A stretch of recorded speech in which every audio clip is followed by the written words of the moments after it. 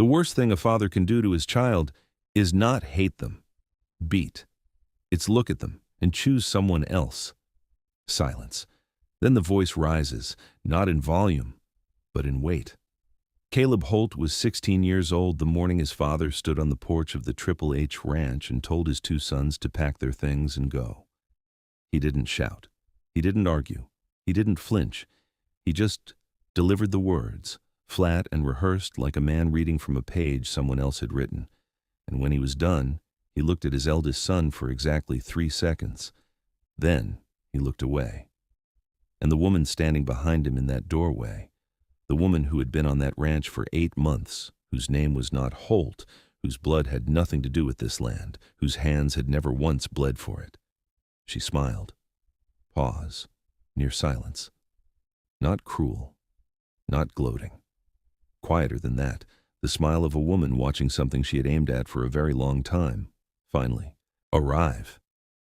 Caleb Holt looked at that smile and made himself a promise. This is what that promise cost him, and this is what it won. In the Oklahoma Territory in the last years of the 19th century, land was not a commodity. It was the only permanent thing in a world that offered very little permanence at all. Men came to this territory and were consumed by it, by drought and distance and the grinding indifference of a landscape that didn't care whether you survived. The ones who remained built something that outlasted them, not wealth, not fame, something simpler and more durable. Ground that knew their name. Elias Holt arrived in 1849 with $17 in a surveyor's eye that could read a piece of land the way other men read a page. The whole country was gold mad that year, every road west crowded with men chasing something that might be waiting somewhere else. Elias watched them pass and thought carefully about what a man needed more than gold. He needed ground that gave back what you put in, water that didn't dry up, grass deep enough for cattle through a drought, permanence. He found it along a small creek in the Oklahoma Territory and built the first structure on the Triple H with his own hands over one brutal winter, pine and river stone, slow and solid, the kind of structure that said without words that the man who built it intended to remain.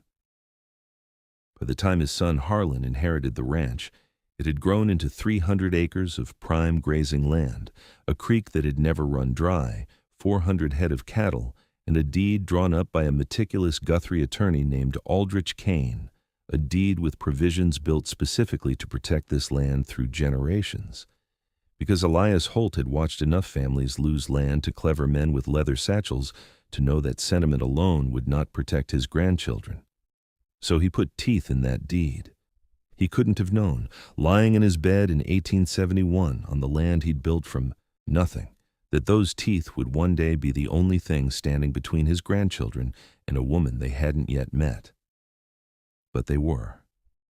Harlan Holt married Margaret Sullivan in the spring of 1878, and the ranch changed in ways no inventory could have captured. Margaret was a schoolteacher's daughter from Enid, dark-eyed, specific in her attention, and possessed of the kind of quiet strength that the frontier produced in women who refused to be defeated by it. She could ride as well as any of Harlan's hands. She read a weather sky with the accuracy of a woman who'd been caught in too many storms. She once sat up through an entire blizzard night to keep a newborn calf alive by the kitchen stove. And when Harlan staggered in from the barn, half frozen the next morning, she handed him coffee and said simply, "The calf made it." As if there had never been any serious doubt, what she gave the Triple H that it had never had before was warmth, the warmth of a place that has been decided upon, cared for not just as an operation, but as a home. She kept a rocking chair on the front porch and watched the light leave the pasture on summer evenings and called it her cathedral. She kept the good china for Sunday suppers, the whole family at the long table, the deliberate act of sitting down together and being glad about it. She made Harlan laugh, which the people who knew him described, without exaggeration, as a minor miracle. Caleb was born in 1880, Jesse in 1882, and for 9 years the Holt family was, by any honest measure, flourishing. Then the winter of 1891 came, and with it a cough that settled into Margaret's chest and refused to leave. She fought it the way she fought everything, without drama, without complaint, with steady, patient intention. She did everything the doctor asked. She ate, she rested, she got worse anyway. By summer she could not leave her bed. And on a Tuesday morning in August, with a meadowlark singing in the pasture grass, outside the window, Margaret Sullivan Holt closed her eyes for the last time. She was 36 years old. Caleb was 11, Jesse was 9, and Harlan Holt, who could outlast any storm the Oklahoma sky could produce, did not know what to do with this kind of loss. He did what he knew. He went to work. He went so deep into the work that there was nothing left over. The ranch ran efficiently. The household did not. And Caleb, 11 years old, appointed by no one, asked by no one, stepped into the gap. He cooked, he cleaned, he made sure Jesse's shirts were mended and that there was food on the table when Harlan came in from the fields in the dark. He waited, in the deep quiet parts of every night, for his father to come back. He waited for 3 years and 8 months. And then, on a Tuesday afternoon in April of 1895, a woman named Clara Voss stepped off a buckboard at the Triple H Ranch, and everything changed. Clara Voss was 32, auburn-haired, green-eyed, dressed with the careful propriety of a woman who understood how she was being watched and had given serious thought to the impression she intended to make. She stepped down from that buckboard and extended her hand to Caleb and smiled, warm, open, perfectly calibrated. Caleb shook her hand, looked into those green eyes, and felt something small and cold settle in his chest. He couldn't have named it. He was 15, and Clara was careful, and what he sensed was not something she ever showed openly. It was a quality of stillness behind the warmth, a calculation running quietly, the way water runs under ice. Jesse, 13 and quietly starving for a mother's presence, was won over within the week. Clara was attentive in a way that felt genuine. She learned the name of his roan mare within the first day, found his collection of carved wooden animals on the windowsill, spent 20 real minutes looking at them and asking the right questions. She mended a shirt of his without being asked. She laughed at his jokes. Jesse Holt had no defenses against this.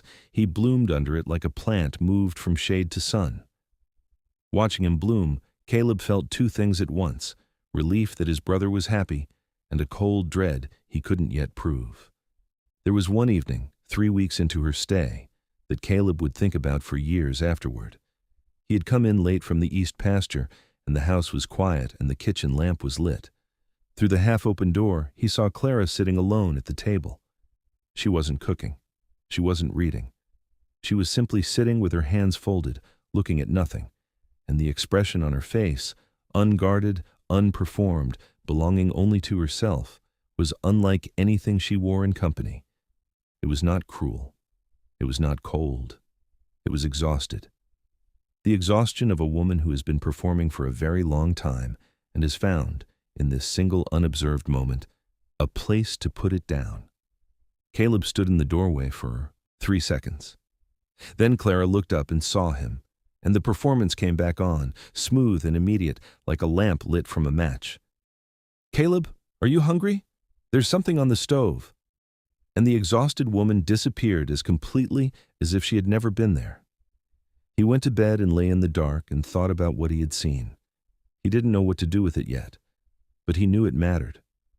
Harlan and Clara married 6 weeks after her arrival. Courthouse ceremony in Guthrie. No celebration, no gathering of the neighbors who would have had opinions about the speed of it. Just 2 signatures, and it was done. Caleb thought about the speed afterward, thought about it often, and 3 weeks after the wedding, the changes began. Clara never moved fast. Fast would have been visible. She moved like erosion, each change small enough to seem reasonable, each one building on the last, until the total was something you couldn't have predicted from any single step. The supper table first. Margaret's Sunday tradition, the good china, the formal dining room, the deliberate act of being a family together, replaced with kitchen suppers because, Clara said, the dining room was so stiff, wasn't it? This was a working ranch. Harlan agreed. Caleb said nothing. Then Deke Monroe. 30 years on the Triple H, 61 years old, slow in his joints but worth more than 10 younger men in his knowledge of that land. The last living witness to the ranch before Clara. The last person who had known Margaret, who remembered the family as it had been, who looked at Caleb and Jesse with eyes that held the weight of history.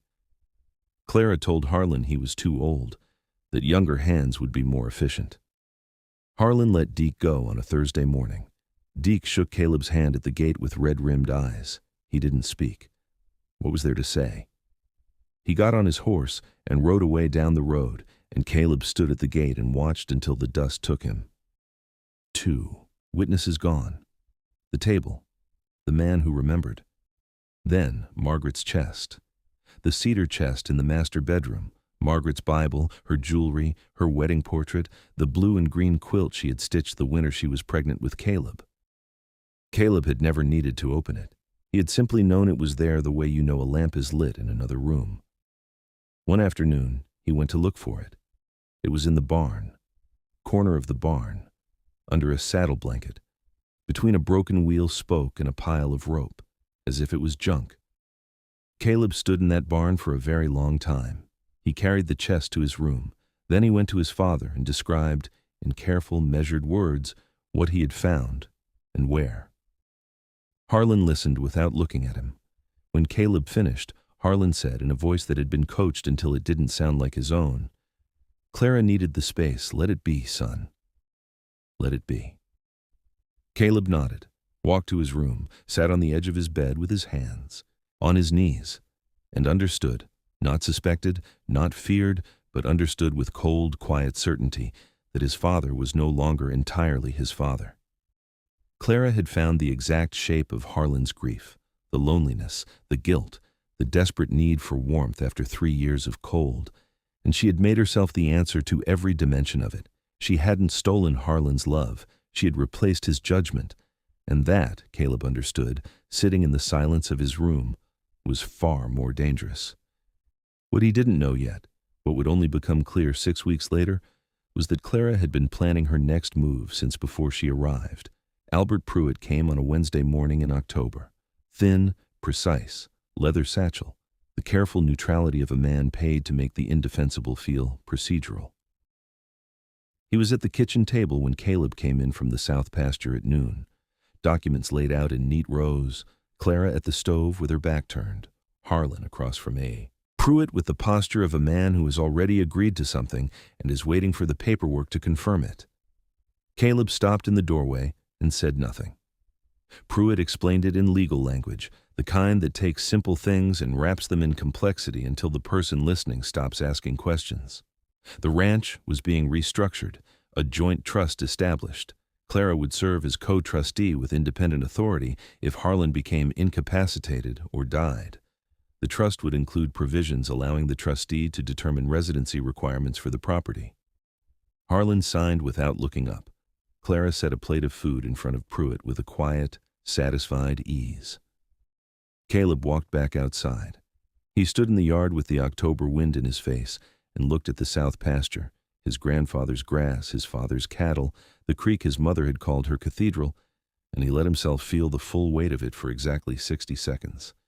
Then he went and found Jesse. 3 weeks later, Harlan called them onto the porch. Clara stood in the doorway behind him, and Harlan Holt told his sons, in prepared, rehearsed words, that the ranch could not support 3 families, that there was opportunity in the territory for young men, that Clara had agreed to give them each $40 for a legacy 50 years old. Caleb looked at his father for a long time. One last search for any crack, any flicker, any sign of the man underneath the performance. His father held his gaze for 3 seconds, then looked away. "All right, Pa." They saddled their horses, loaded their bags, rode through the gate, and behind them, in the doorway of the house, Clara Voss stood and watched them go, and smiled. Before we ride any further, if this story has its hands around your throat right now, and you are not yet subscribed to this channel, stop. Right now. Hit that button. Because the part where Caleb Holt starts fighting, back is coming, and it is going to be worth every second of the wait. Drop a comment right now. One word, Caleb or Jesse. Tell me which brother you're riding with. I read every single one. Now, back to the story. The first winter was brutal in a way that had nothing to do with the cold. They hired on at a cattle operation in the Cimarron Valley run by a rancher named Braddock. The bunkhouse held 14 men. Caleb and Jesse were the youngest by a decade. The work was from before sunup to after sundown, and the pay was 75 cents a day, and you were expected to be grateful. Caleb was grateful. He filed the gratitude away and went to work and learned things the Triple H had never needed to teach him, because the Triple H had always been a place of certainty, and certainty is a terrible teacher. He learned how to make 40 cents carry a week, which bosses paid what they promised and which found reasons not to on Fridays, how to walk into a bunkhouse full of strangers and know, within 20 minutes, who was trustworthy and who was going to cause a problem. He was building, without knowing he was building it, the education that surviving without a foundation requires. Jesse's formation was harder. 3 months in, a hand named Cord said something ugly about boys without fathers, and Jesse had him on the ground before Caleb could cross the room. It took 2 full minutes to separate them. That night, in the cold air behind the bunkhouse, Caleb sat with his brother until the shaking stopped. "Not like this," he said. "This is how we end up with nothing again." Jesse, muddy and breathing hard. "Then how?" "The deed," Caleb said, and he told his brother what he'd been turning over in his mind since before they'd left the ranch. The original Triple H land deed. The provisions Elias Holt had insisted on. A retired attorney in Enid named Aldrich Kane, who had drafted it in 1849 and was, as far as Caleb knew, still alive. "You think there's actually something there?" "I think Clara knew there was," Caleb said. "I think that's why Pruitt was already in position before they married. She built that trust to neutralize something. You don't do that unless the something is real." Jesse looked at the dark for a long time. "Then we go find it." They worked Braddock's for another year. They saved. They watched. They wrote nothing down they weren't prepared to use in a court of law. And in the second year, Caleb took a deputy's position in a town called Red Rock, 30 miles from the Triple H. Close enough to watch, far enough to stay invisible. Jesse took work at a freight company in Guthrie. The freight company shared its building with the county land records office. Neither placement was accidental. Over 8 months, Jesse built a picture. He was a freight clerk. He couldn't access private documents, but public land filings were public for a reason, and Jesse had his mother's patience and his brother's eye for the detail that doesn't sit right. He spent his lunch hours in the records office, and line by filing line, the picture emerged. 2 new mortgages on the Triple H, both in Clara's name, taken against the ranch's assessed value, a lien against the cattle herd, and a deed transfer, small, dated 7 months prior, barely visible in the routine filings, showing a 30-acre parcel on the western edge of the Triple H, transferred to a holding company in Oklahoma City. Jesse wrote down the company name and sent it to Caleb. Caleb sent it to Kane. Kane had a contact in the Oklahoma City bar. The registered agent for the holding company was Albert Pruitt.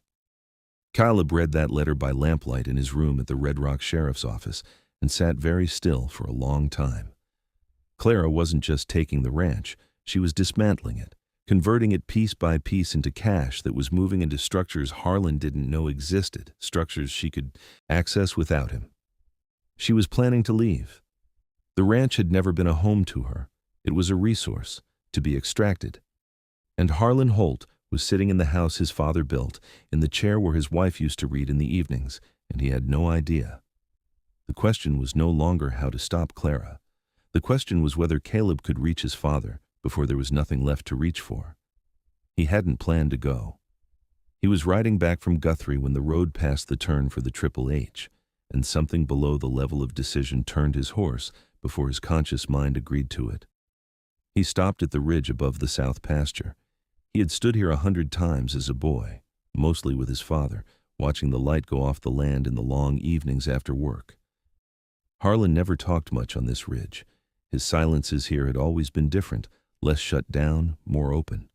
The silence of a man paying attention to something he loves. Caleb looked down at the Ranch in the last of the evening light. The creek still caught the sun in pieces. The cattle still moved with their slow, unhurried grace. But the west fence was in poor repair. The kitchen garden, Margaret's kitchen garden, was overgrown. Small things. The accumulation of a ranch run by someone focused on extraction rather than care. A lamp came on in the kitchen window. A figure moved past it. And Caleb knew, the way you know the shape of someone you have known all your life, that it was his father. Harlan moved with a heaviness that hadn't been there before. The broad shoulders still there, but carrying something different now. The particular weight of a man who has been living alongside a decision he cannot take back. Caleb sat on his horse on that ridge and watched the lit window and felt the grief hit him without warning. Not the hot anger of the porch morning, something older. Grief for the man his father had been, for the gap between them that had been manufactured. So precisely by a woman who understood Harlan's vulnerability better than Harlan ever had. He thought about Margaret. He thought about what she would say if she could see this. The overgrown garden, the broken fence, the figure moving slowly behind the lit glass. He thought she would say, "Go get him back." Caleb turned his horse toward Red Rock and made himself a promise. He was going to give his father the chance to choose, not to erase what had happened, not to pretend the cedar chest in the barn hadn't happened, or the porch, or the $40, but to choose, clearly with full knowledge, which side of this he wanted to be on when it was finished. Because Caleb Holt believed, against the evidence, that the man in that lit window was still in there, and that some part of him had known from the beginning exactly what he had done. Aldrich Kane was 71 years old and retired, but his memory for land law in the Oklahoma Territory was total, and his mind was as sharp as it had ever been. He listened without interrupting as Caleb laid out the full account, the marriage, the speed of it, Pruitt's arrival, the trust documents, the land transfers, the mortgages, everything Jesse had compiled, the whole 2 years of it. When Caleb finished, Kane went to his filing cabinet without a word. He found the original Triple H deed 18 minutes later. He set it on the desk and pressed one finger to a clause near the bottom of the second page. Caleb read it. In the event that controlling interest in the property transferred to a party outside the direct Holt bloodline, the male line heirs retained the right to bring a claim against the estate. Furthermore, any transfer accomplished through fraudulent inducement of the principal holder rendered the transferring instrument invalid. Fraudulent inducement. Clara had not simply convinced Harlan to sign documents that disadvantaged his children.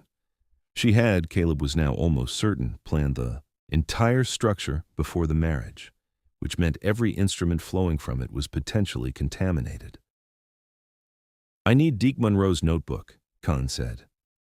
"I know where Deke is," Caleb said. Deke Monroe was living in a rented room above a hardware store in Kingfisher, 40 miles from the ranch he'd worked for 30 years. He was sitting on the narrow porch when Caleb rode up, and he recognized the young man from 50 yards out, and he stood. They shook hands. Then Deke said, "I wondered when you'd come. I needed something to bring before I did. You have something now?" Kane filed, "But I need your notebook, Deke." The old man looked at him for a long moment, with the eyes of a man deciding whether to let himself hope, which is one of the most dangerous things a person can do. Then he went inside. He came back with a small brown-covered notebook, worn from 30 years in his vest pocket, its pages thickened by handling. 30 years of Triple H observations, and on a page near the back, dated 6 weeks before Harlan and Clara's courthouse wedding, a short, careful entry in Deke's plain hand. South Barn, late afternoon. Overheard Mrs. Voss with unknown man. Couldn't catch all of it. Caught, trust structure, children excluded, deed clause, nothing they can do about it. 6 weeks before the marriage. Clara had known about Elias Holt's deed clause before she became Clara Holt. She and Pruitt had planned the trust specifically to neutralize it. The marriage was not the beginning of the legal strategy. It was the execution of it. Cowan submitted the notebook to Judge Beaumont's court in November of 1897. Beaumont read the entry twice. He looked up at Albert Pruitt over the rims of his spectacles with the expression of a judge who has been waiting for the sentence that explains everything. "Mr. Pruitt," he said. "I'm going to give you until Monday morning to explain to this court how this does not constitute evidence of premeditated fraud." Pruitt had no explanation. What he had by Monday was a settlement offer. The settlement was reached in December of 1897, the mortgages invalidated, the lien discharged, the 30-acre parcel returned. Pruitt facing disbarment proceedings that would end his career within a year. Clara left the Triple H 5 days before the papers were signed. No confrontation, no ceremony. She simply packed what was legally hers, which was, thanks to Kane, considerably less than she had planned, and rode away. Caleb felt no triumph. He had expected to feel triumph. He had imagined in the long months of the case that there would be a moment of clear, clean victory. What he felt was tired, the deep structural tiredness of a person who has been tensed for 2 years and doesn't yet know how to stop. He wrote his father a letter, 4 sentences. Pa. Kane handled the legal question. He'll explain the details. The land is intact. We would like to come home, if you'll have us. 6 days later, 2 words came back in Harlan's large, unpracticed hand. Come home. They rode to the Triple H on a clear December morning. Sky that deep winter blue that the Oklahoma Territory saved for its most honest days. The grass silver in the low light, the creek catching the sun in pieces. Harlan was standing at the gate, alone. No performance required for anyone. He looked old in a way he hadn't before. Not broken, but marked. The way a tree carries the record of a hard season in its grain. Jesse dismounted first and went to his father without hesitation, the way Jesse always did, leading with the truest part of himself, and Harlan Holt held his younger son with both arms and both eyes closed and made no sound. When he released Jesse, he looked at Caleb. He held his eldest son's eyes and did not look away. And then Harlan Holt said the words that no man with pride finds easy, that no man who has been looking away from what he did can say without it costing something. I knew, he said. Not all of it, but enough. I knew something was wrong, and I told myself it wasn't because I didn't want it to be, because I was lonely, Caleb, and I chose that over you, and there's not a day I haven't carried that. He stopped. His jaw was tight. I'm sorry, son. Caleb stood in front of his father and let himself feel the full weight of the 2 years, the barn, the porch, the $40, the bunkhouse in Cimarron, Jesse's shaking shoulders, the ridge in the dark. He let all of it be there. Then he said, I know, Pa. Not, it's all right, because it wasn't entirely. Some things break and heal back different and carry the mark, but I know, which meant I see who you are under what you did, and I came back anyway. Harlan Holt put one hand on his son's shoulder and held it there. They walked through the gate together. The first thing Caleb did when he walked into the house was go to his old room, pull the cedar chest from under the bed, carry it to the master bedroom, and put it back in the corner where it had always stood. He didn't make a speech about it. He didn't need to. The Triple H took months to fully restore. The fences, the garden, the buyer relationships Clara had disrupted. Caleb did it all with the same contained competence he had always brought to work. Head down. Next thing. Then the thing after that. Jesse came home. He was 16, and the road had settled something in him. Within 2 years, he had built a horse training operation on the western parcel, something of his own, built on Holt land, growing slowly and with a reputation that spread the way good reputations do, by word of men who don't exaggerate. Deke Monroe came back in the spring. He knocked on the front door, and Caleb answered, and they looked at each other for a moment. Wondering if there might be work, Deke said. There's always work here, Deke, Caleb said. You know that. Harlan worked the ranch beside his sons until 1911. The last 14 years of his life were the quietest, not the shutdown quiet of the grief years, but something earned. He was present in a way he hadn't always been. He talked more in the evenings on the front porch where Margaret's rocking chair still stood. He never spoke directly about Clara. He didn't need to. He was buried beside Margaret in the small cemetery at the edge of the east pasture, where the grass grows long and the meadowlarks sing in the mornings. And in the master bedroom of the main house of the Triple H Ranch, in the corner by the window where the morning light comes in, a cedar chest still stands. Inside it, a Bible annotated in a small, precise hand, a wedding portrait, some jewelry, and a blue and green quilt stitched with a patience and love that outlasted drought and grief and a woman's calculating smile and 2 years of wilderness and one long night on a ridge in the dark. Caleb Holt made sure of that. Some stories end with justice, some end with healing. This one ends with something rarer than both. It ends with a boy who became a man in the wreckage of his own family, who chose strategy over rage, who chose the law over a burning barn, who chose, when he had every reason to ride away forever, to ride back instead. Not because it was easy, not because his father deserved it entirely, but because there are things in this world, places and histories and names, and the particular warmth of a cedar chest that holds a life's worth of love inside it, that were built by people who bled for them. And the least you can do, the very least, is refuse to let them be forgotten.